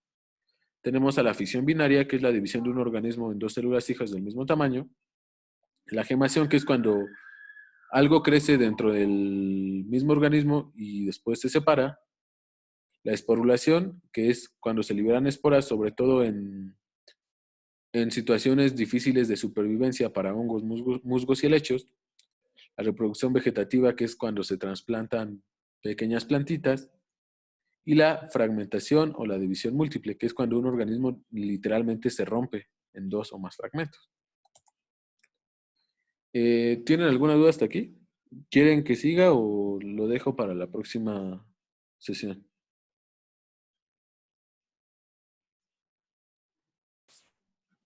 Puedes seguir.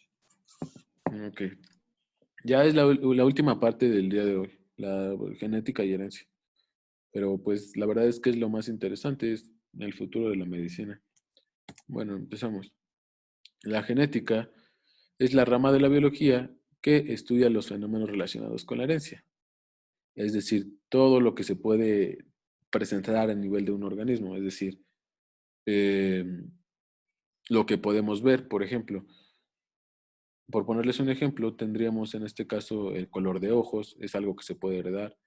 La genética también estudia las mutaciones, es decir, el por qué si una de nuestras proteínas no se codifica bien, eh, podemos tener algún tipo de retraso mental, por ejemplo, y la biotecnología, que es parte de igual de un tema que viene más adelante. En cuanto a los acontecimientos importantes, los puse ahí porque vienen en la guía, pero la verdad no veo tan importante como mencionárselos. Si acaso los trabajos de Mendel, que eso sí lo vamos a abordar más a profundidad. Mm, mm, mm.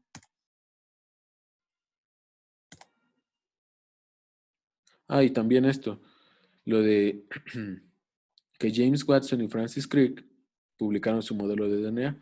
Aunque bueno, pues existe mucha controversia porque en sí este modelo fue, digamos, robado a Rosalind Franklin. Pero lo que sí es cierto es que James Watson y Francis Crick describieron al DNA o al ADN como actualmente lo conocemos. Es decir, bicaternario, sus bases nitrogenadas, etc. Y bueno, de hecho es la base del estudio de muchas cosas hoy en día. Ok, todo esto sí es importante. Vamos a tener que un gen es una unidad portadora de la herencia. Si nosotros lo queremos definir, digamos, un poco más genético, un poco más profesional, lo vamos a ver como parte del DNA que codifica para una función en específica, lo cual puede ser cualquier cosa, por ejemplo, color de piel, puede ser, por ejemplo, no sé, estatura, cosas así. Un alelo van a ser las formas alternativas de ese gen, pudiendo ser dominantes o recesivos, aunque eso lo vamos a ver más adelante. El cromosoma es la base física de la herencia y va a estar conformado por los genes. Como ustedes ya sabrán, ya habrán visto a los cromosomas muchas veces. Tienen esta forma, ¿no? Pero dentro de estos cromosomas van a estar todos los genes. Se dice que en los humanos hay alrededor de 20.000 genes. Entonces ya se imaginarán cuántas cosas se pueden producir a partir de esos 20.000 genes. Vamos a tener el locus, o si hablamos en plural, el loci, la cual es la posición específica que tiene un gen en un cromosoma. Es decir, por ejemplo, por poner algún ejemplo X, el gen de la albúmina está en el loci tal, por ejemplo. El fenotipo es todo lo que podemos ver, es decir, el color de ojos, el color de piel, el cabello, etc. Mientras que el genotipo es la constitución genética del individuo. Es un organismo homocigoto cuando tiene dos alelos iguales para un gen, que pueden ser ambos dominantes o ambos recesivos. Y un heterocigoto es cuando un individuo presenta un par de alelos diferentes, es decir, uno dominante y uno recesivo, siendo el dominante el que se expresa y siendo el recesivo el que se silencia, digamos. Entonces, en el punto 3.2, que es la herencia de unidades y estructura molecular, la herencia es el proceso en el que se transmiten las características químicas, físicas o morfológicas de una generación a otra mediante material genético que poseen los progenitores. Por poner un ejemplo. Como ustedes ya sabrán y ya les habrán dicho seguramente hasta el cansancio en la prepa, eh, una mujer siempre va a ser XX, un hombre siempre va a ser XY. Entonces, si esto se hereda a los hijos un XY, va a ser un hombre, si se hereda un XX, va a ser una mujer. Y además, depende de la manera en que se hereden, lo vamos a ver ahorita y creo que ya es el último tema, lo de las leyes de Mendel, se van a aparecer en el cabello, por ejemplo, en el color o en la forma, por ejemplo.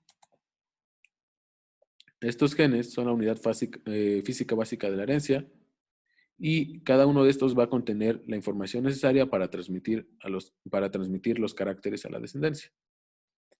Que no se les olvide que estos genes, a fin de cuentas, son muchos pares de bases de ADN que se van a encontrar en los cromosomas. Y si lo queremos definir químicamente, va a ser una secuencia de nucleótidos que pueden ser timina o uracilo en el caso del RNA, adenina, por aquí falta citosina y guanina. Ok, esto es también muy importante porque sí lo preguntan en el examen de admisión. Un gen puede ser dominante o recesivo y esto va a estar determinado por sus alelos. Un gen para una característica tiene dos alelos y puede ser tanto heterocigoto como homocigoto. Heterocigoto cuando tiene dos alelos diferentes, siendo uno dominante y uno recesivo. Y homocigoto cuando tiene dos alelos recesivos o dos alelos dominantes. Por ponerles un ejemplo, imagínense que su papá tiene el cabello rizado, ¿no? Como este chinito. Y tu mamá el cabello lacio. Y tú tienes el rizado. ¿Qué quiere decir eso? Que el gen para el cabello rizado es dominante de tu papá respecto al de tu mamá. Y si ambos tienen el cabello lacio y se expresa lacio, es porque el carácter es recesivo. ¿Por qué o cómo está dado esto? Porque siempre un carácter recesivo para poderse expresar tiene que estar presentado en las dos personas. Si no, supongamos que fuera chinito también no se expresaría así como está, porque ya entonces sería dominante. ¿Ok? Creo que ya es el último tema, ahora sí, que es la herencia y la reproducción, que son básicamente las tres leyes de Mendel. La primera ley de Mendel, la cual la podemos definir como el principio de la uniformidad de los híbridos de la primera generación filial, nos dice que si se cruzan dos razas puras, todas las células hijas, por ejemplo en este caso todos los chícharos, van a ser del mismo color. Y aquí lo estamos viendo. ¿Por qué? Porque la característica del color amarillo es dominante respecto a la característica del color verde. La segunda ley de Mendel o la ley de la segregación o variabilidad genética nos dice que cuando ocurre la meiosis, que como ustedes sabrán es digamos, la podríamos definir como la mitosis sexual, estos genes se van a segregar por separado. Y al segregarse por separado, van a favorecer a la variabilidad genética, que en este caso la estamos viendo aquí. Que va a haber un punto en donde se van a unir dos recesivos para que en un 25% el color sea diferente. Luego, la tercera ley de Mendel, o la transmisión independiente de la independencia de los caracteres, no es necesario como que se aprendan todo tal cual porque pues no lo preguntan. Puede ser que de la primera o la segunda ley sí les pregunten, pero esta no. Esta más que nada es importante porque gracias a esta ley se descubrió que los genes se heredan de manera independiente. Es decir, si tu papá tiene el cabello negro y es morenito y tu mamá es blanca y tiene el cabello rubio, puede ser tú blanca y tener el cabello negro. Es a eso a lo que se refiere. Y se van a segregar en una proporción 9-3-3-1. En este caso, 9 amarillos lisos, 3 verdes lisos, 3 amarillos rugosos y un verde rugoso. Por último, la aplicación de la genética en la agricultura, ecología y la ganadería. Y bueno, vamos a ver que esto va a ser útil porque gracias a eso se desarrollaron las pruebas de paternidad para encontrar las similitudes del ADN, por ejemplo, para los organismos transgénicos, que es lo que vemos en la imagen, para hacerlos más resistentes a plagas, que crezcan más, que tengan mayor contenido nutrimental, etc. Los mapas genéticos para ver la predisposición a las enfermedades. La clonación, que es para producir un organismo idéntico a otro a partir de células madre, que también son útiles, por ejemplo, para el tratamiento de enfermedades genéticas, por si gustan checarlo, como la fenilcetonuria, la hemofilia, cosas así. Ok, y ya solo por último, las preguntas. Estas preguntas son literalmente preguntas de examen. Yo recuerdo tal vez 4 o 5 y además están en, ¿cómo se llama? En su guía interactiva para el examen. ¿Alguien de las dos que queda me puede decir cuál es la respuesta para esta pregunta?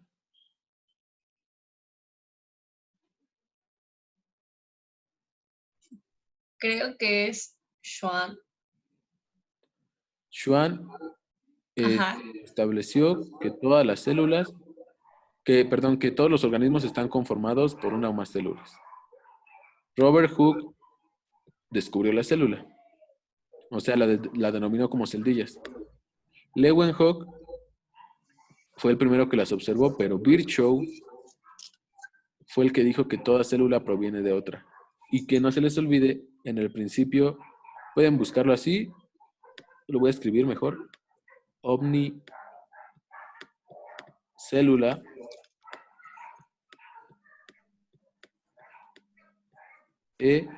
célula. ¿Qué quiere decir esto? Que toda célula proviene de una célula. Entonces la respuesta correcta es la letra D. ¿Ok? ¿O tienes alguna duda? No. La que sigue. ¿Qué autor de la teoría celular emitió este principio? Los animales están formados por células y por productos secretados por estas.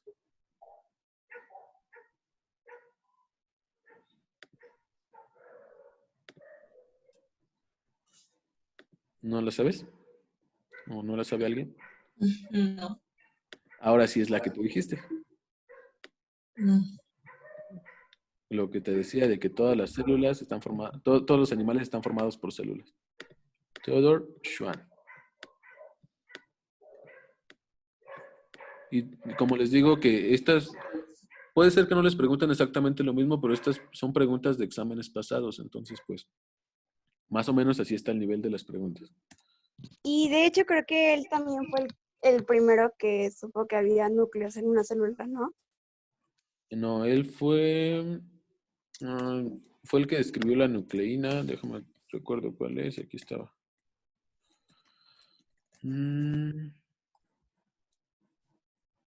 Ay, aquí está. Friedrich Mischer. La nucleína después se denominó como ADN. Él fue el que lo descubrió. Gracias. De nada. Ok, ¿esta alguien me la responde?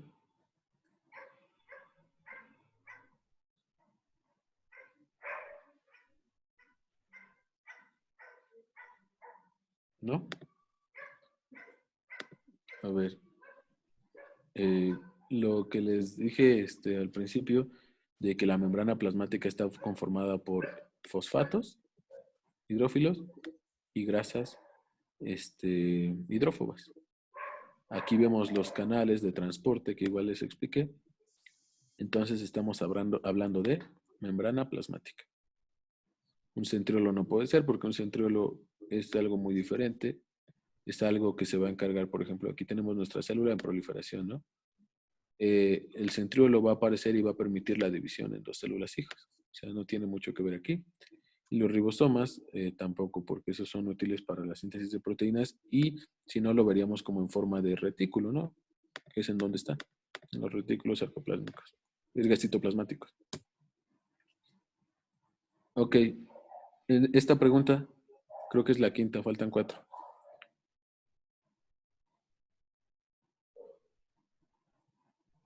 Endocitosis.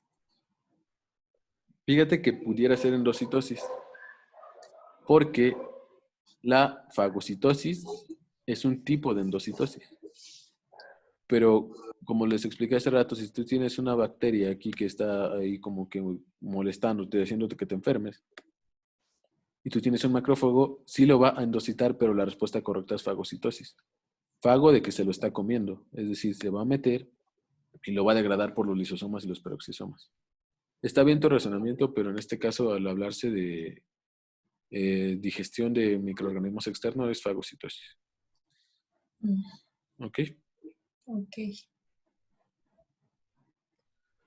Al cruzar plantas de chícharo de semillas lisas con semillas rugosas, Mendel obtuvo 100% de plantas con semillas lisas porque la característica rugosa es, Dominante. ¿segura? Sí. A ver, la leo nuevamente. Al cruzar plantas de chícharo de semillas lisas con semillas rugosas, Mendel obtuvo 100% de plantas con semillas lisas porque la característica rugosa es, dominante dices tú, ¿verdad? Sí. Es recesiva porque si tú estás obteniendo puras semillas lisas, suponiendo que son lisas estas, y que tú no estás obteniendo rugosas, por poner un ejemplo, me imagino que rugoso es como así. Como estas no se están expresando, quiere decir que son este, recesivas, porque las que se están expresando son las lisas. ¿Sí me entendiste ahora sí? No. A ver, te lo pongo con un cuadro de Panet, a ver si entiendes más. Suponiendo que tú tienes... No, mejor te lo voy a dibujar. Suponiendo que tú tienes una semilla lisa que se va a cruzar con una semilla rugosa. Ya aparean y todo, y solo se obtienen semillas lisas. ¿Qué quiere decir eso? Que el carácter liso es dominante y por tanto la característica rugosa es Recesivo. recesiva. ¿Por qué es recesiva? Porque de los hijitos que tienen, ninguno es rugoso. Ujú. Ahora sí ya me entendiste. Sí, ya. Ok, faltan creo que 3 más. ¿Alguien me puede decir esta? ¿Cuáles son las moléculas involucradas en la herencia? Es...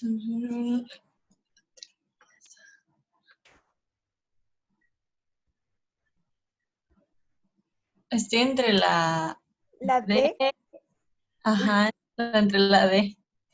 sí, nucleótidos, desoxirribosa y ácido Yo digo que nucleico. es la D, ¿no? Aquí sí es la D. ¿Por qué? Porque, como lo saben, la herencia siempre se tiene que ver como ADN y ARN, siempre.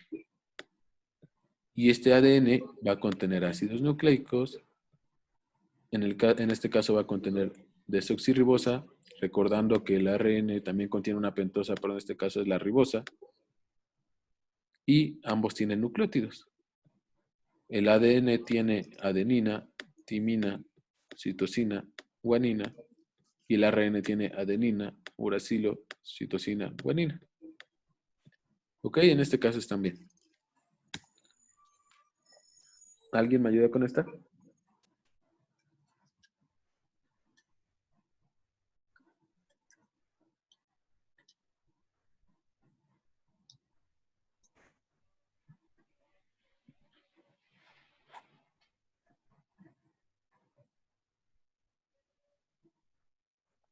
¿Es la D? Sí, es la D. ¿Por qué? Pues porque, porque ya gametos. Ajá, Y pues hace rato decía que el ADN es la unidad del gen. ajá. Muy Por bien. eso. Sí, estás bien. Y creo que esta es la última pregunta.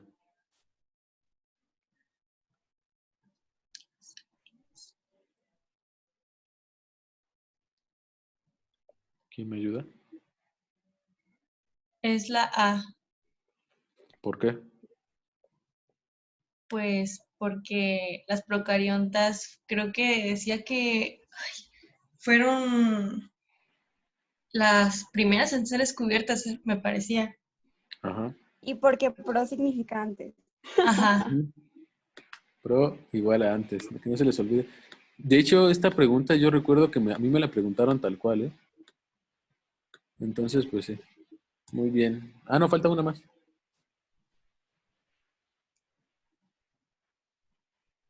Y les digo, estas son preguntas de la guía interactiva, o sea, son preguntas reales que les pueden preguntar. Creo que es la C. Es la C. ¿Por qué?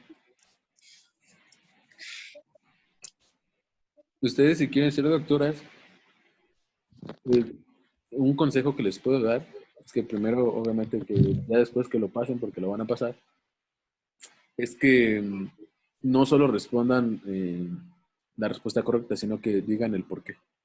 ¿Alguien me puede decir por qué? Porque ambas son divisiones celulares, pero la meiosis incluye como eh, división celular pero sexual y entonces está hablando de gametos. Exacto. Porque meiosis es igual a gametos. ¿Alguien me puede decir las diferencias entre mitosis y meiosis?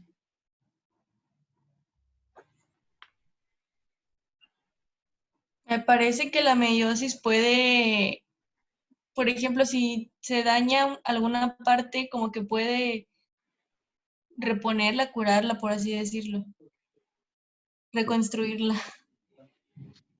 A ver, para que no Y se bueno, revuelva la mucho. mitosis involucra células somáticas que Exacto. forman como el cuerpo y la meiosis pues células sexuales.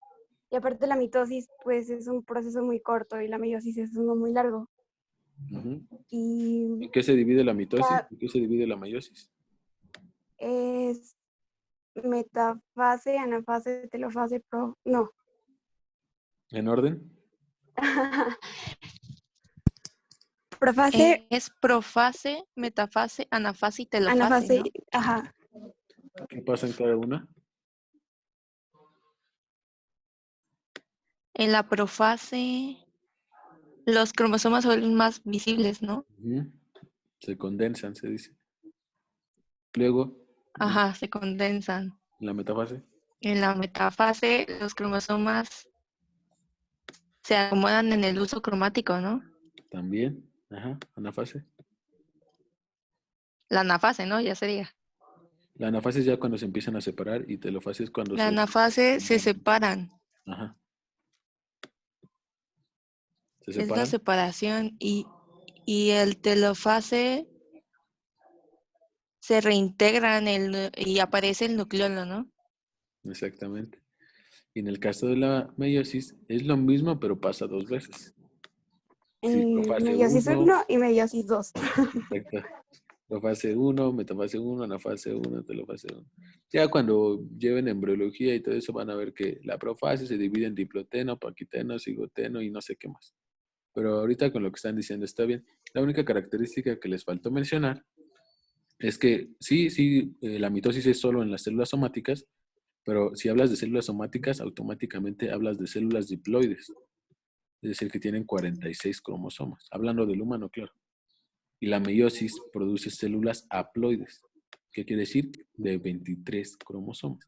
¿Y esto para qué va a ser útil? Ah, para que cuando ya vayan a ser un bebé, suponiendo, estos gametos, por poner un ejemplo, un esperma, un óvulo, cada uno con 23, a la hora de que se fecunda y se forma el huevo o cigoto, este número haploide se restablezca a diploide.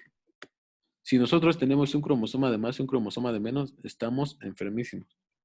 Si tenemos un cromosoma de más, tenemos síndrome de Down. Tenemos un cromosoma de menos, tenemos, por ejemplo, síndrome de Turner, de Klinefelter, entre muchas otras cosas. Pero entonces la importancia radica en eso. Sí, está bien su razonamiento y pues creo que ya es la última. Sí. ¿Alguien tiene alguna duda de algo? ¿No? O aunque no lo haya mencionado, igual me pueden preguntar. ¿Nadie? No. Ok.